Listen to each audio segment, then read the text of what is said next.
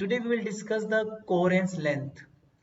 कल हम लोगों ने कूपर पेयर समझ लिया, तो कूपर पेयर कितना लंबा चलता है, उसकी बने रहने की डिस्टेंस स्ट्रेंथ क्या होती है, वो सब चीजें हम लोग आज समझेंगे। क्लियर कि कैसे कैसे कूपर पेयर चलता है और कितनी दूरी तक चलता है। मैंने आपको समझाया था जितनी दूरी तक कूपर पेयर चलता है उस डिस्टेंस को क्या बोलते हैं हम लोग, कोहेरेंस लेंथ बोलते हैं। ठीक है, अब ये चीज हम लोग लिख लेते हैं। आपको एक बार स्क्रीन शेयर कर दूं मैं, ताकि आपको भी विजिबल हो जाए स्क्रीन। ठीक है, सो चलिए आ जाओ। ठीक है, कूपर पेयर के बाद में कोहेरेंस लेंथ के बाद, तो बीसीएस थ्योरी के अंदर जो नेक्स्ट पॉइंट है आपका वो यही है, that is the coherence length. यहाँ पे आ जाओ और हेडिंग ले लो coherence length.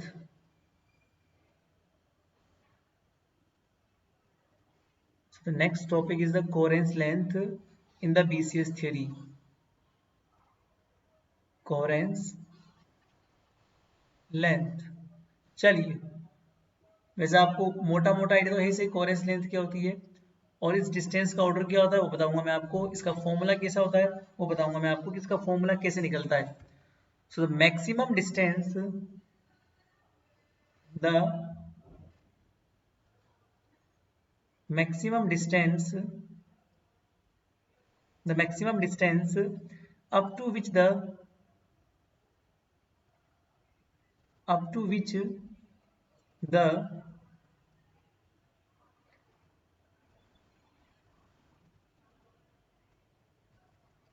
Cooper pair are या फिर स्टेट्स ऑफ पेयर, ये बोल सकते हो states of pair,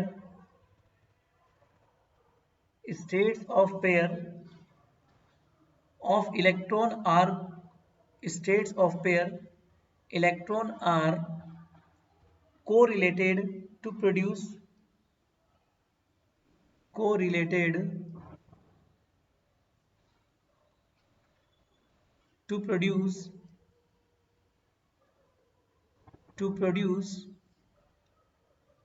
superconductivity.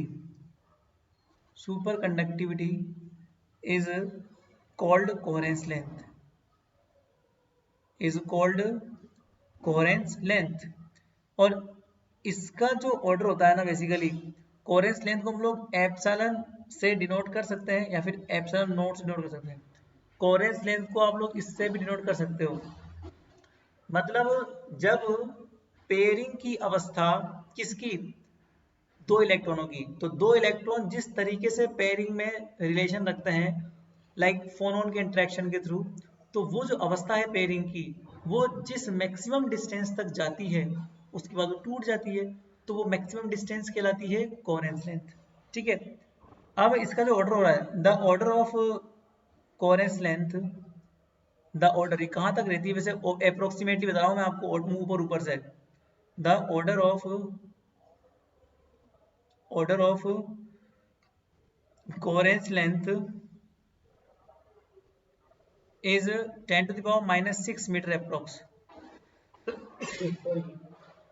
10 to the power minus 6 meter approx. The property of superconductivity, the property of superconductivity depends on the pairing of electron, depends on the pairing of electron, depends on the pairing of electron in the volume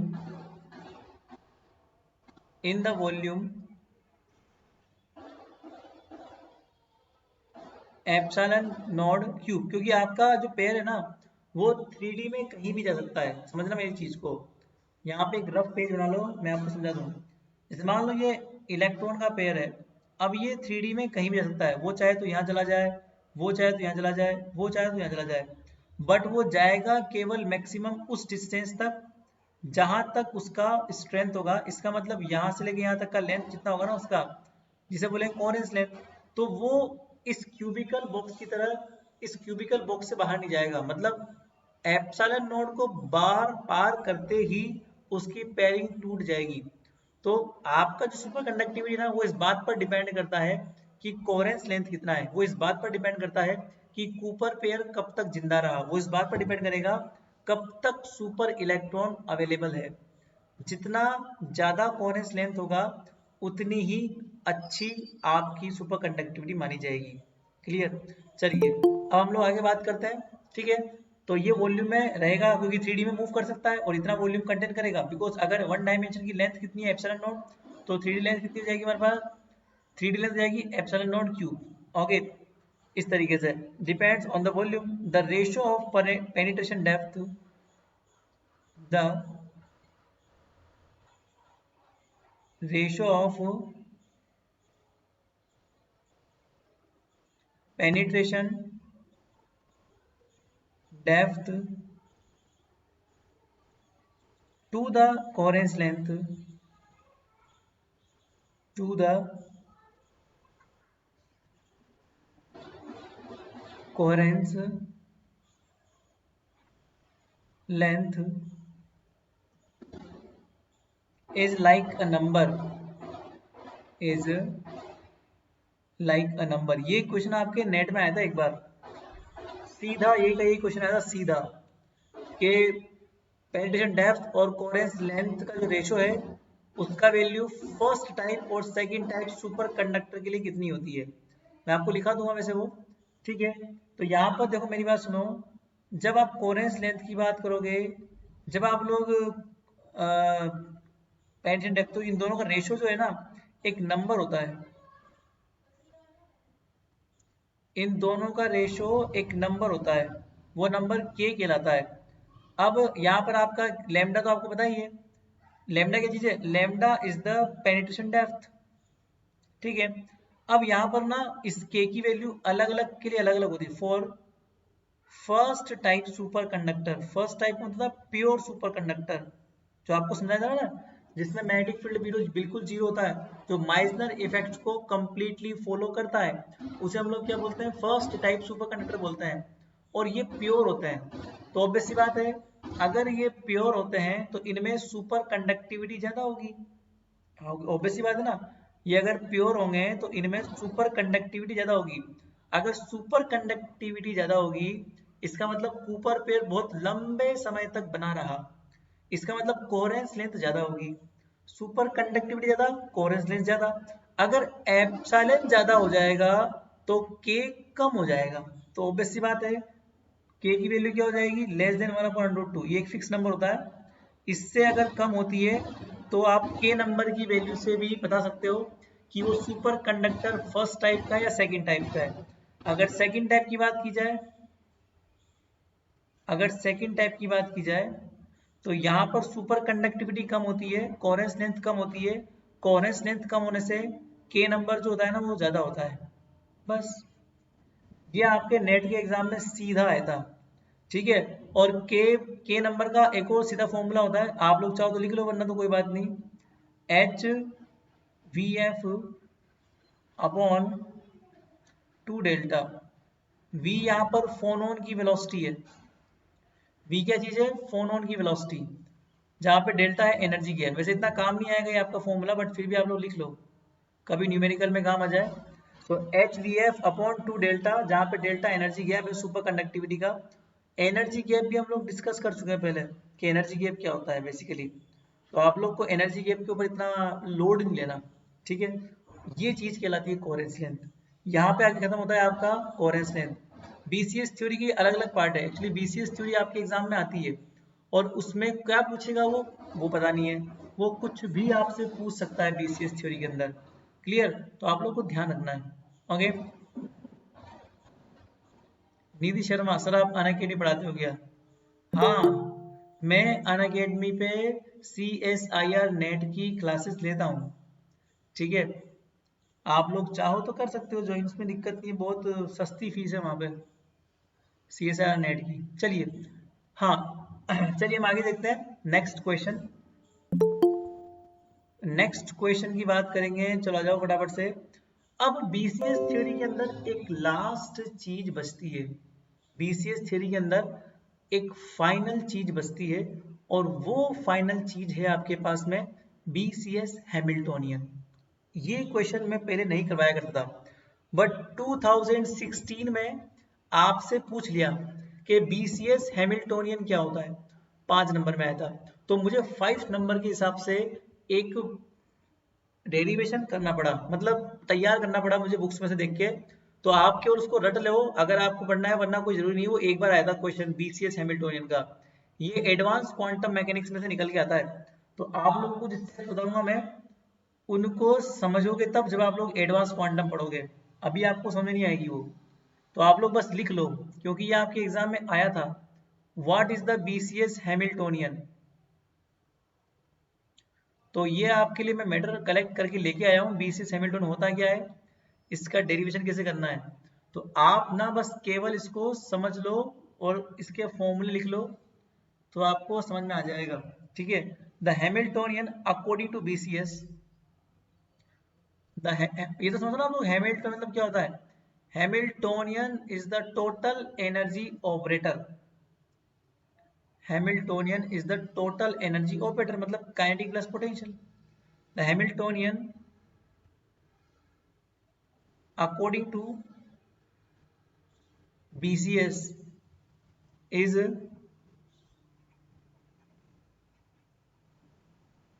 given by, देखो यहां पर Hamiltonian क्या होगा, सीधा लिख लो, summation of सी के plus, ये सब एडवांस क्वांटम में आप लोग पढ़ोगे। सी के प्लस एक तरह से राइजिंग ऑपरेटर कहलाता है, जो स्टेट को राइज करता है। ये प्लस नहीं, से डेगर बोलते हैं। तो सी के डेगर एंड सी के माइनस समेशन ऑफ जी के, ये के जो है ना, ये डमी इंडिसेस कहलाते हैं। तो आप लोग इनको डमी की फॉर्म में देख लो, जी के, इसमें एक हो जाएगा बी के डेगर और एक बी के। अब ये चीजें क्या है, ये इंट्रैक्शन है बेसिकली, दो इलेक्ट्रॉन के बीच में इंट्रैक्शन है ना। तो दो इलेक्ट्रॉन के बीच में इंट्रैक्शन को शो करता है ये हैमिल्टोनियन, जिसमें डेगर और एक सी के, पहले इलेक्ट्रॉन डेगर वाली की तरह काम करेगा, दूसरा इलेक्ट्रॉन विदाउट डेगर काम करेगा। ठीक है ना। डेगर का मतलब होता है कॉम्प्लेक्स कॉन्जुगेट ऑफ ट्रांसपोज, किसी भी चीज का ट्रांसपोज का कॉन्जुगेट। ट्रांसपोज तब निकालोगे जब आपके पास मैट्रिक्स अवेलेबल है। मैट्रिक्स में रो टू कॉलम, कॉलम टू रो करना ट्रांसपोज कहलाता है। बट अगर मैट्रिक्स अवेलेबल नहीं है तो सिंपल उसका आप लोग कॉम्प्लेक्स कॉन्जुगेट निकाल दो, मतलब आयोटा को माइनस आयोटा में कन्वर्ट कर दो, उसे बोलते हैं हम लोग कॉम्प्लेक्स कॉन्जुगेट, वो डेगर कहलाता है। तो डेगर जो एक तरह से दूसरी वाली बात हो गई कि भाई इमेजनरी पार्ट है। तो दूसरा ये कि एक इलेक्ट्रॉन के लिए और दूसरे इलेक्ट्रॉन के लिए ये हैमिल्टोनियन डिसाइड करता है बीसीएस, मतलब टोटल एनर्जी ऑपरेटर। अभी एडवांस क्वांटम में आएगा समझ में आपको, अभी नहीं आएगा, जब आप एडवांस क्वांटम में पढ़ लोगे ना। फिलहाल के लिए आप इसको याद रख लो बस, नॉन इंटरेक्टिंग फर्मियोन, ये तो है नॉन इंटरेक्टिंग टर्म, ये तो है नॉन इंटरेक्टिंग टर्म। इस टर्म में ये शो हो रहा है बेसिकली जब कूपर पेयर टूट जाएगा, ठीक है ना, बेसिकली तो उसके टूटने के बाद इलेक्ट्रॉन इलेक्ट्रॉन में इंटरेक्शन नहीं रहेगा, या फिर कहीं ना कहीं कूपर पेयर में कभी ना कभी इंटरेक्शन दोनों में बहुत लेस होता है। तो ये टर्म उसको शो करती है। बट ज्यादातर टाइम जो है ना, ये जी जो है ना, जी ये कहलाता है इंटरेक्शन पैरामीटर। तो इस इंटरेक्शन पैरामीटर की वजह से आपको ये शो होता है कि दोनों इलेक्ट्रॉन में इंटरेक्शन अवेलेबल है, इसलिए इसका नाम क्या है, इंटरेक्टिंग टर्म। तो ये इंटरेक्टिंग टर्म होती है जो दोनों इलेक्ट्रॉन में इंटरेक्शन को शो करती है बेसिकली। ठीक है ना। चलिए अब आगे देखो, यहाँ पे ये जो जी के है ना, ये एक तरह से दोनों इलेक्ट्रॉन के साठ घाट को बताएगी, उनकी कपलिंग को बताएगी, उनके इंटरेक्शन को बताएगी, इसलिए इसका नाम क्या है, कपलिंग पैरामीटर। तो ये कितना है हमारे पास, कपलिंग पैरामीटर। ठीक है, shows the strength of the coupling, और ये बताएगा कि उनमें कितना ज्यादा साठ घाट है। साठ घाट मतलब उनमें कितनी मिली भगत है, इलेक्ट्रॉन इलेक्ट्रॉन में कितना उनमें साझा है, क्या उनकी डील है, कितनी मजबूत डील है। तो इससे बोलते हैं shows the strength of coupling. क्या शो करेगा ये, shows the strength of coupling.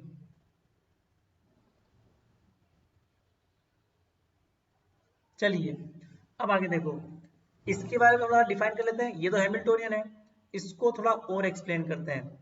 इतना सा लिखोगे तो 5 नंबर नहीं आएंगे। इस हैमिल्टोनियन को थोड़ा और आगे मुझे एक्सप्लेन करना पड़ेगा। एडवांस क्वांटम मैकेनिक्स के कुछ रूल्स यूज में लेने पड़ेंगे। अभी तो आप लिख लो उन रूल्स को, बाकी आप लोग समझ लेना जब आप लोग एडवांस क्वांटम मैकेनिक्स में सेक्शन बी पढ़ोगे ना, सेक्शन बी के अंदर आप लोग जब यूनिट नंबर 1 और यूनिट नंबर 2 पढ़ोगे सेक्शन बी की, एडवांस क्वांटम मैकेनिक्स की, तो ये रूल्स आपको वहां पे डिटेल में मिल जाएंगे। फिलहाल आप लोग आगे आओ, ठीक है। बीसीएस हैमिल्टोनियन, यहाँ पे कुछ लिख तो लो ताकि 5 नंबर लायक तो जाए आपका। BCS Hamiltonian shows the energy of states। Obvious सी बात है, हैमिल्टोनियन हमेशा एनर्जी को ही शो करेगा, बिकॉज उसका नाम ही क्या है, total energy operator. Shows the energy of states for super conductor, for super conductor. It is prove that, it is proof that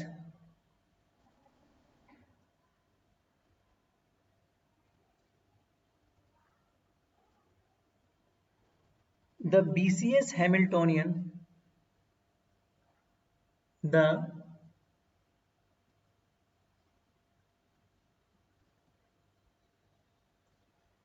BCS Hamiltonian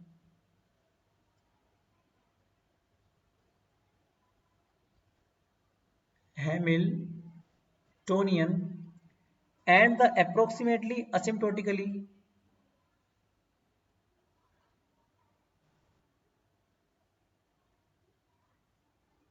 मतलब अनंत स्पर्शी, the BCS, it is proved that BCS Hamiltonian quadratic term, चलो ये line तो रहने दो, छोड़ो। It prove that the first term of BCS Hamilton, ये लिखो, ये लाइन नहीं, इसके एवज में लिखो। It is prove that first term of equation 1, first term of equation 1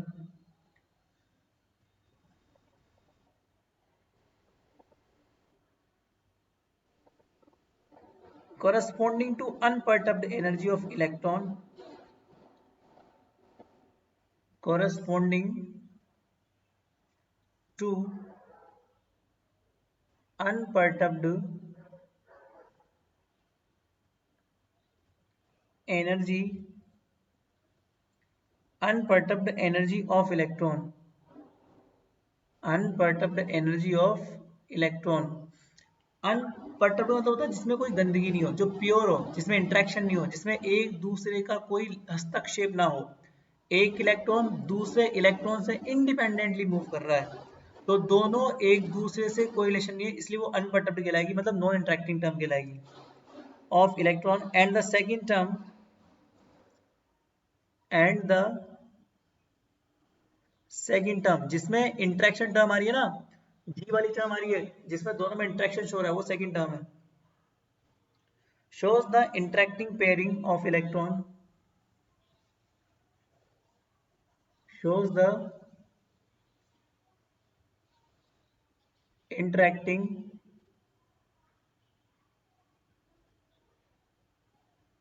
pairing of electron in Cooper pair. तो कूपर पेयर में वो किस तरह से इंटरेक्ट करते हैं, वो सारी बातें वो जो सेकेंड टर्म है ना वो शो करेगा। तो अगर कूपर पेयर बना हुआ है, अगर कूपर पेयर बनेगा तो उनमें इंटरेक्शन भी होगा, और अगर इंटरेक्शन होगा तो इंटरेक्टिंग टर्म तो आएगी ही आएगी, मतलब सेकेंड टर्म तो आएगी ही आएगी अगर कूपर पेयर है तो। फर्स्ट टर्म में दोनों में इंटरेक्शन नहीं है, दोनों अलग अलग टर्म्स है, तो कहीं ना कहीं कूपर पेयर टूटेगा भी सही। ठीक है ना, इसलिए। चलिए अब आगे जाओ, इसमें नेक्स्ट लाइन आप लिखोगे बी के डेगर, जो आप लोगों को दिख रहा है ना कूपर पेयर के अंदर बी के डेगर, और एक आपको दिख रहा है B K, are the creation and annihilation operator, are the creation and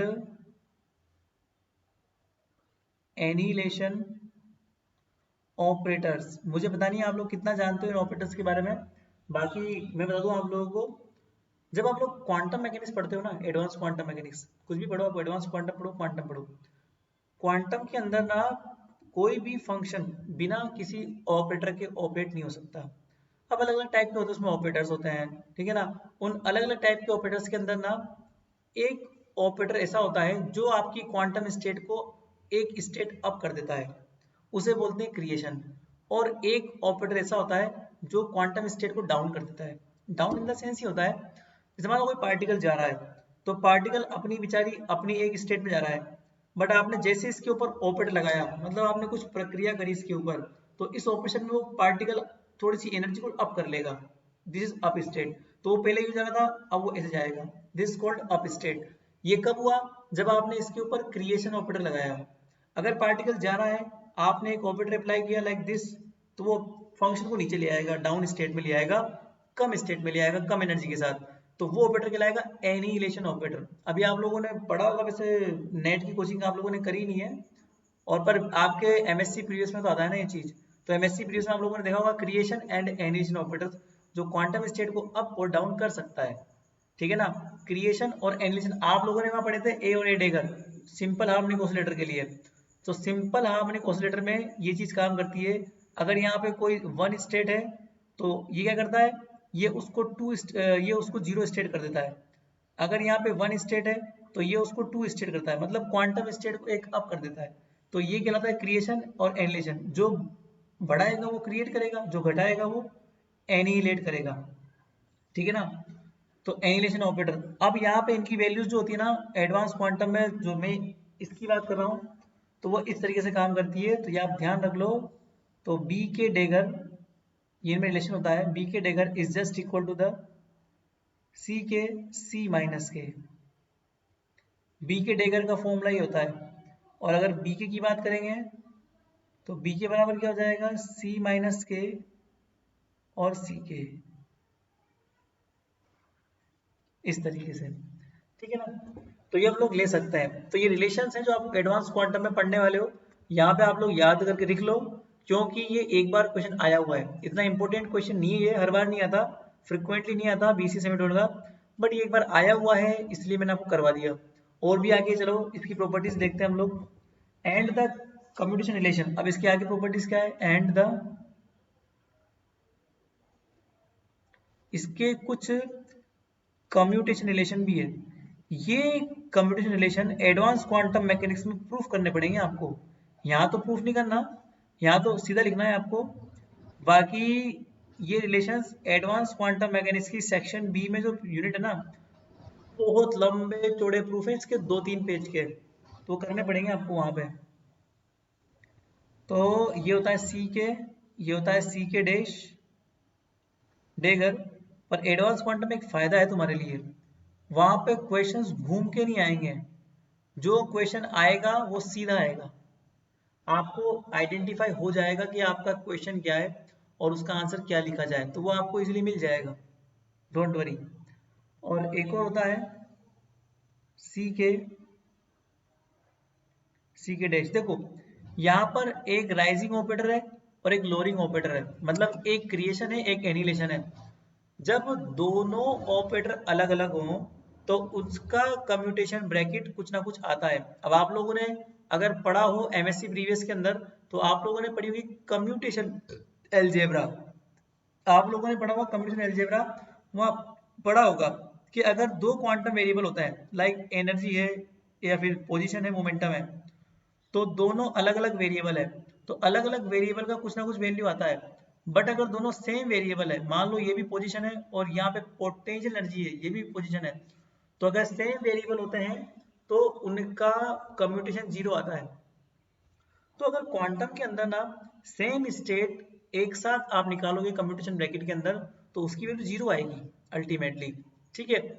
और अलग अलग वेरिएबल की निकालोगे, लाइक पोजीशन की, मोमेंटम की, अलग अलग निकालोगे, तो दोनों अलग अलग फैक्टर हैं, तो दोनों का कुछ ना कुछ वैल्यू आता है। ठीक उसी प्रकार से यहाँ पर एक क्रिएशन ऑपरेटर है, मतलब राइज करेगा ये, और एक लोअरिंग है, मतलब एनिलेट करेगा, तो उनका कुछ ना कुछ वैल्यू आएगा डेल्टा फंक्शन। बट अगर मान लो दोनों ही राइजिंग ऑपरेटर हो, ये भी राइजिंग ऑपरेटर है, ये भी राइजिंग ऑपरेटर है, मतलब क्रिएशन ऑपरेटर है, तो उसका वैल्यू क्या आएगा 0।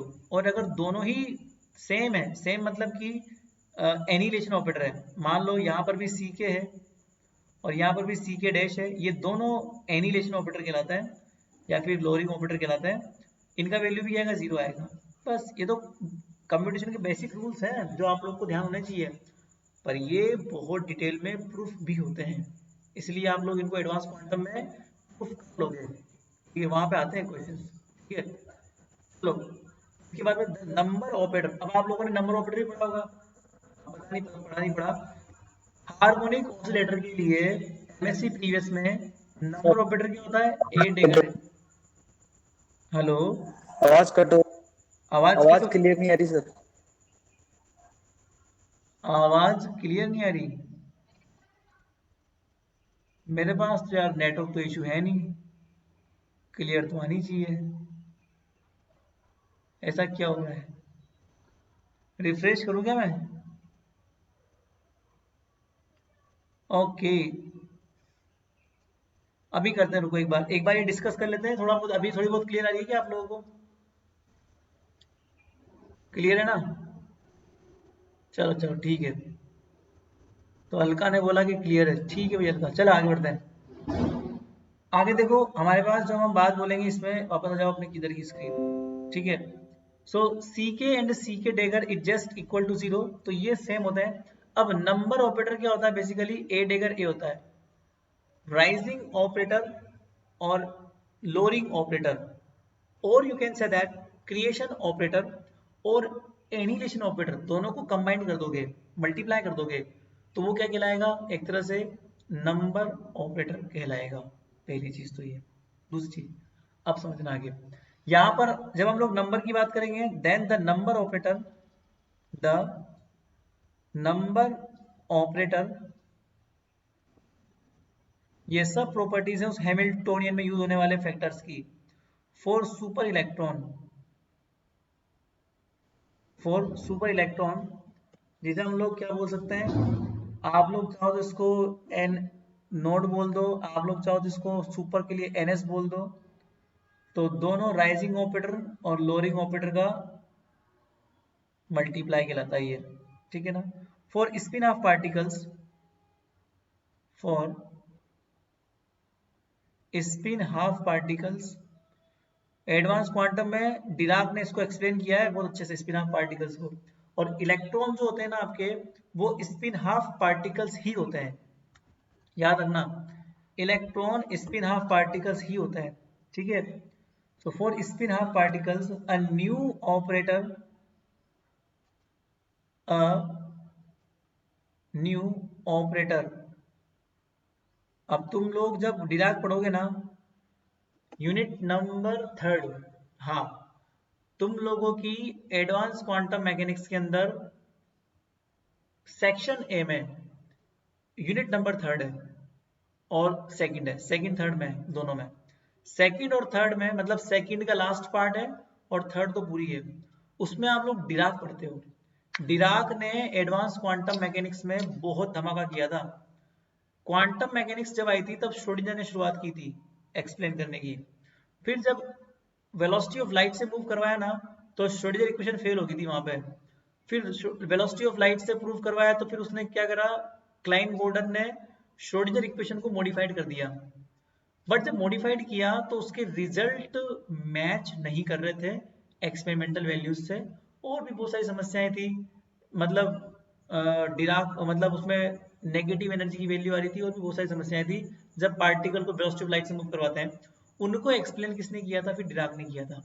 तो डिराक एडवांस क्वांटम मैकेनिक्स का देवता था, शुरुआत उसने की थी, वो रीजन था डिराक।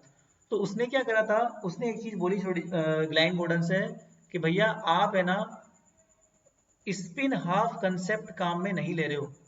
आप लोग अगर स्पिन हाफ कंसेप्ट लोगे काम में तो आपके आंसर मैच कर जाएंगे। तो फिर स्पिन हाफ कंसेप्ट किसने लिया? डिराक ने लिया था।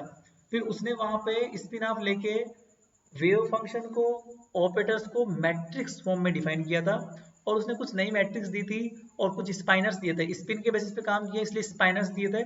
स्पाइनर्स जो होते हैं ना वो स्पिन के ऑपरेटर कहलाते हैं। और वहां पर उसने गामा मैट्रिक्स भी दी थी, like gamma note, gamma 1, gamma 2, gamma 3, तो ये सब उसने दिया था वहां पे। तो गामा मैट्रिसेस कहलाती है, वो आप लोग पढ़ोगे यूनिट नंबर 3 में। तो यहाँ पर कुछ नए ऑपरेटर दिए थे डिराक ने और उनको गामा बोलते हैं। तो गामा डेगर एंड गामा के ये नए ऑपरेटर स्पिन ऑफ के लिए। Are the creation and annihilation operators, are the creation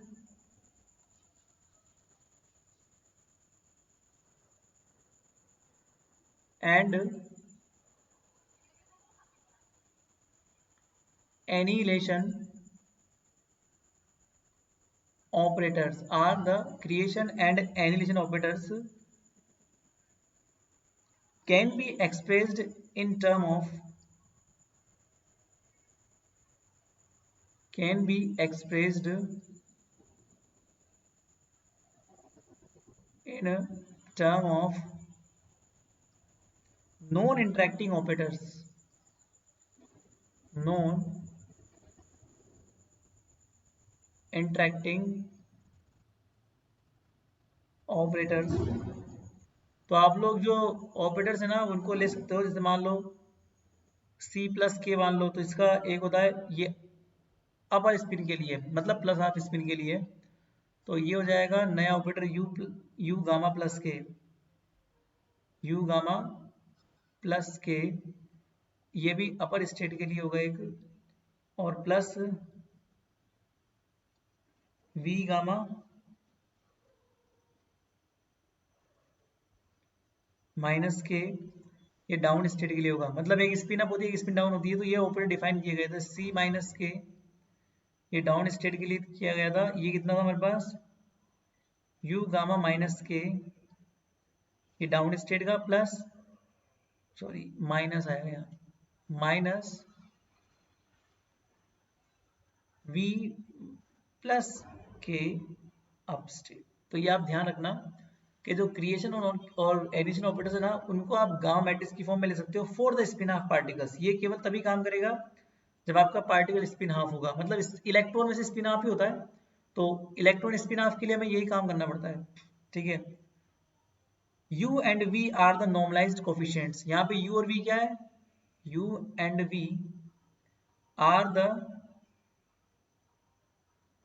normalisation coefficients, normalisation coefficients. आप लोगों ने अगर पढ़ा हो डिराक नोटेशन के बारे में, तो क्वांटम मैकेनिक्स में आप लोग किसी स्टेट को ऐसे लिखते हो ना, C nought psi nought plus C1 psi one plus and so on. फिर ये फंक्शन कहलाते हैं, इस फंक्शन के पार्ट कहलाते हैं। फिर इसमें आप लोग यूज करते हो normalisation condition, C1 square C2 square plus and so on बराबर। अगर आपको ध्यान हो तो आप लोग ऐसा करते हो, ठीक है। ये डिराक नोटेशन कहलाते हैं, ब्रैकेट नोटेशन कहलाते हैं। तो ब्रैकेट नोटेशन के अंदर आप जो सी नोड C1 C2 है ये कहलाते हैं प्रोबेबिलिटी एम्पलीट्यूड, ठीक है ना। और इन प्रोबेबिलिटी एम्पलीट्यूड को हम लोग क्या बोलते हैं? नॉर्मलाइजेशन कोफिशिएंट्स बोलते हैं। इनका स्क्वायर बराबर क्या होना चाहिए? सम स्क्वायर, स्क्वायर सम क्या होना चाहिए? बराबर 1 होना चाहिए। तो ये स्क्वायर सम अगर 1 होता है तो इस चीज को हम लोग बोलते हैं नॉर्मलाइजेशन कंडीशन। तो वही चीज यहाँ पे काम करती है। सो दे सेटिस्फाइड, अब ये क्या सेटिस्फाई करेंगे? नॉर्मलाइजेशन कंडीशन, नॉर्मलाइजेशन कंडीशन, ठीक है। क्या होती है वो condition? U square plus V square बराबर 1, ये होती है। जैसे वहां होती है ना ऊपर, वैसे gamma is fermions interaction matrix. बताई थी मैंने आप लोगों को, डिराक ने गामा को मैट्रिसेस की फॉर्म में डिफाइन किया था। तो मैट्रिसेस जो है, जैसे यहाँ पे स्टेट क्या है आपके पास में? यहाँ पे स्टेट है साइन नोड साई1, ऐसे यहाँ पे स्टेट क्या है? गामा प्लस गामा माइनस, ये गामा मल्टीप्लाई में है ऊपर, तो साइन नोट साई वन इस स्टेट्स थी, तो यहाँ पे गामा प्लस के गामा माइनस के ये भी स्टेट कहलाएगी। ये प्लस के माइनस के मतलब समझो, जो के होता है ना, ये एक तरह से मोमेंटम को शो करता है। तो आपका पार्टिकल प्लस एक्स में जा रहा है या माइनस एक्स में जा रहा है, उसका मोमेंटम कहाँ पर है बेसिकली। तो उसका मोमेंटम के ऊपर डिफाइन करता है कि पार्टिकल की मोशन किस डायरेक्शन में है, प्लस के में है माइनस के में, लाइक दिस। अब आगे देखो, गामा जो होता है ना, गामा इसको समझते हैं हम लोग पहले। तो गामा क्या है? गामा तो एक मैट्रिक्स है, वो आप लोग पढ़ोगे। गामा मैट्रिक्स 4 प्रकार की होती है। Gamma is fermion interaction matrix. Gamma is fermion interaction matrix. The energy gap in superconductor, the energy gap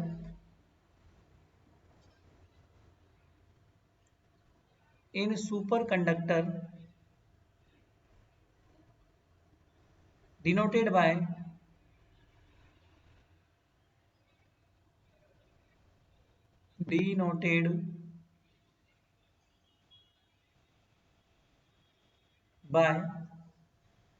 delta gap.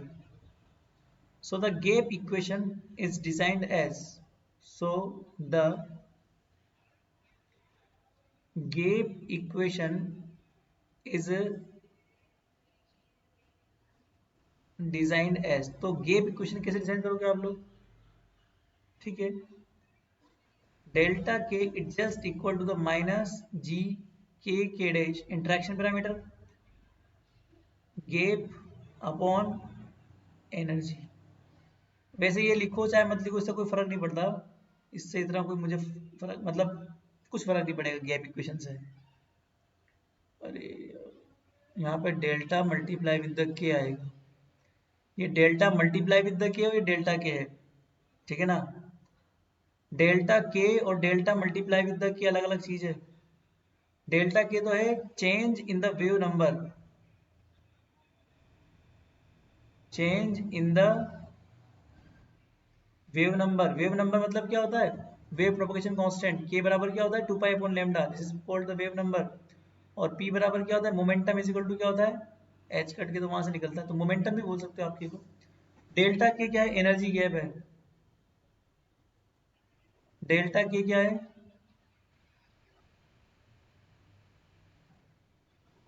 Energy gap है। और रही बात नेगेटिव साइन की, तो negative sign shows the stability। अब आप लोगों को पता है क्या, फोर्स अगर नेगेटिव होता है तो वो अट्रैक्टिव होता है। नेगेटिव साइन हमेशा फिजिक्स में स्टेबिलिटी को शो करेगा। फॉर एग्जांपल, जैसे मान लो फोर्स की बात करूं, फोर्स अगर नेगेटिव होगा तो अट्रैक्टिव नेचर का होगा, फोर्स अगर पॉजिटिव होगा तो रिपल्सिव नेचर का होगा, ये बात आप जानते हो। अगर पोटेंशियल एनर्जी नेगेटिव होती है, इसका मतलब वो बाउंडेड स्टेट कहलाती है, ठीक है ना। ये सब फिजिक्स के बेसिक रूल्स हैं। अगर पोटेंशियल एनर्जी अगर पॉजिटिव होती है तो वो फ्री स्टेट कहलाती है, ठीक है ना। Free in the sense, sorry, unbound state, उसे बोलते हैं अनबाउंड स्टेट। बाउंड स्टेट मतलब रेफरेंस पॉइंट से अगर नीचे आ रहा है, लाइक वेल। अनबाउंड मतलब कि वो ऊपर जाएगा, ठीक है। तो वेल के अंदर बाउंड होती है। जैसे मान लो पोटेंशियल एक तरह से वेल होता है। आप लोगों ने कभी कंचे खेले हो तो आप लोग जैसे किसी कंचे के अंदर डालते ना गोटियां वगैरह, तो वो होल होता है ना, तो वो बाउंड स्टेट को शो करता है। अगर पार्टिकल की एनर्जी कम है तो वो उस होल में जाके रुक जाएगा, आपका कंचा वहां पे गिर जाएगा और बाहर नहीं आएगा, तो बाउंड हो जाएगा। तो वो स्टेबिलिटी को शो करता है बेसिकली, तो वहां पे वो स्टेबल हो जाएगा। तो नेगेटिव साइन ऑलवेज फिजिक्स के अंदर स्टेबिलिटी को शो करेगा, क्योंकि वहां पर सिस्टम बाउंड हो जाता है, पोटेंशियल एनर्जी वहां पे बाउंड होती है इसलिए। और दूसरी बात ये, अगर वो जीरो होती है पोटेंशियल एनर्जी तो फ्री स्टेट कहलाती है। मतलब सिस्टम के पास में केवल और केवल क्या होती है उस समय? Kinetic energy. उसके अलावा सिस्टम के पास में कुछ भी नहीं होता काइनेटिक एनर्जी के अलावा, ठीक है ना। तो ये सब बेसिक रूल्स हैं, तो आपको ध्यान रखने पड़ेंगे कि बाउंड स्टेट और अनबाउंड स्टेट क्या होती है, स्टेबिलिटी किसे बोलते हैं, ये सब चीजें। तो हम लोग ये बात बोलेंगे कि negative sign shows the stability, तो ये आप लोग छोड़ दो, ऊपर वाला लिख लो बस, ठीक है। तो इतनी बात है हमारे पास बेसिकली। तो ये हमारा क्या खत्म हो चुका है, ये हो चुका है BCS थ्योरी कंप्लीट, ठीक है। और इस यूनिट का एक फेज कंप्लीट हो गया। यहाँ तक आपको समझ आ गया? देखो यहाँ तो समझने कुछ था नहीं, ये तो बस याद करने का था यहाँ तो, ठीक है ना। तो इतनी बात समझ लो कि BCS हैमिल्टोनियन में ज़्यादा कुछ समझने का था नहीं, केवल याद करने का था। तो आप लोगों ने देख लिया। अब आगे देखो, मेरी बात सुनो, करना क्या है। अब आपको इस यूनिट के सेकंड फेज पर लेके जाना है मुझे। सेकंड फेज समझते हो? अब आप लोगों को गाइड कर दूं मैं, करना क्या है नेक्स्ट, हम करने क्या वाला है।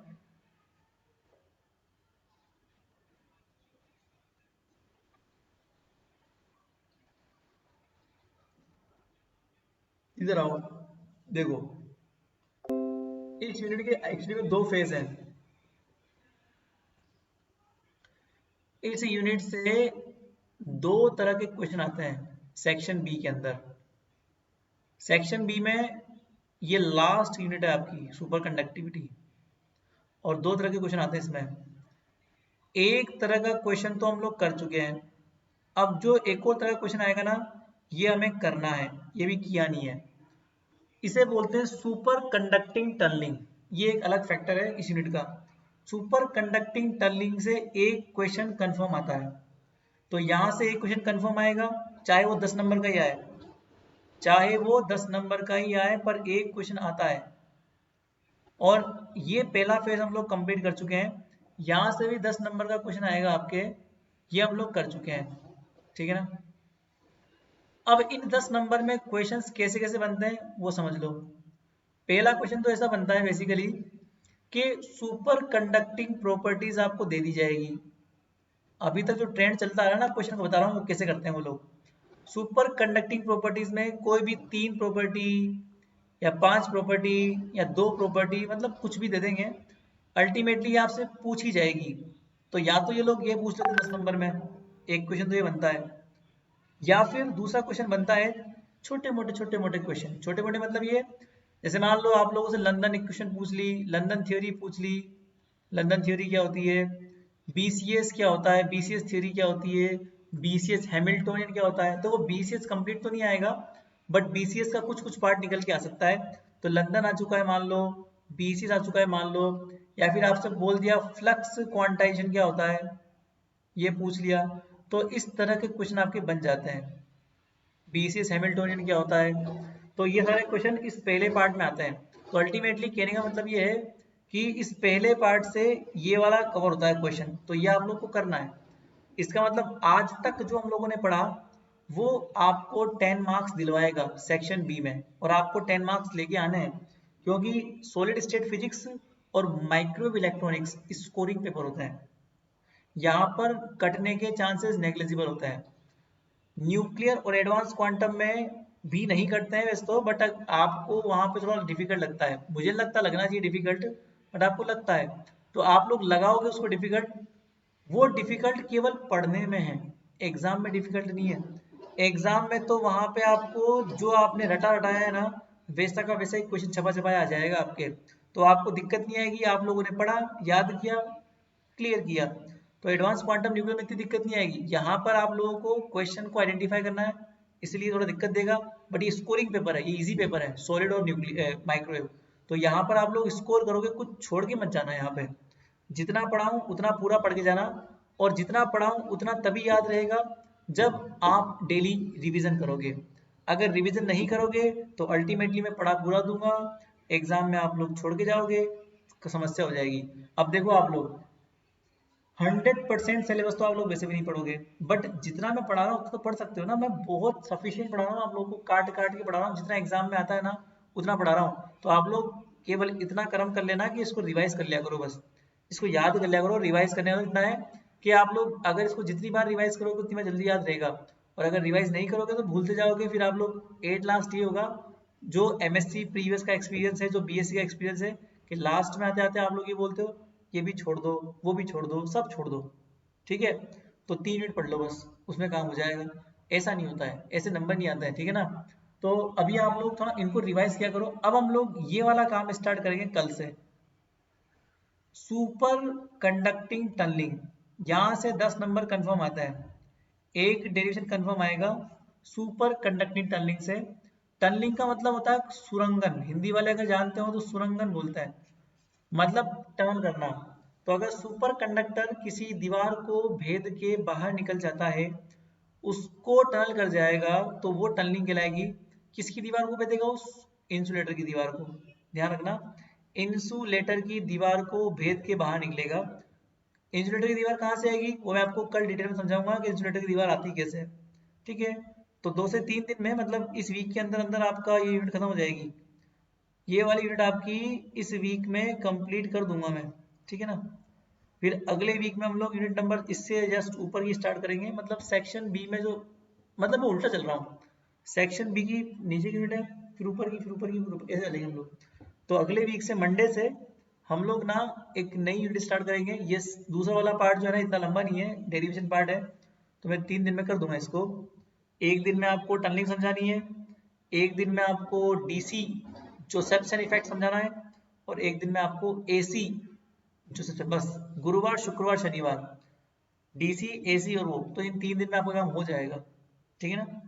फिलहाल के लिए आप लोग है ना इसको रिवाइज करना, और फिर भी अगर कोई प्रॉब्लम आती है तो मुझसे पूछ लेना, इसमें कोई इश्यू नहीं है। ठीक है। अब जब तक मैं आपकी अटेंडेंस ले लूँ एक बार, तुम शांति में रहना, मुझे स्क्रीनशॉट ले लेना एक बार तुम्हारे। ठीक है, ये तुम्हारी अटेंडेंस किधर की। तुम लोग लास्ट में तक रुका करो, तुम लोग अटेंडेंस दिया करो, मैं अटेंडेंस लास्ट में लूंगा तुम्हारी। आया क्या स्क्रीनशॉट? इसको पहले बंद कर दूं मैं।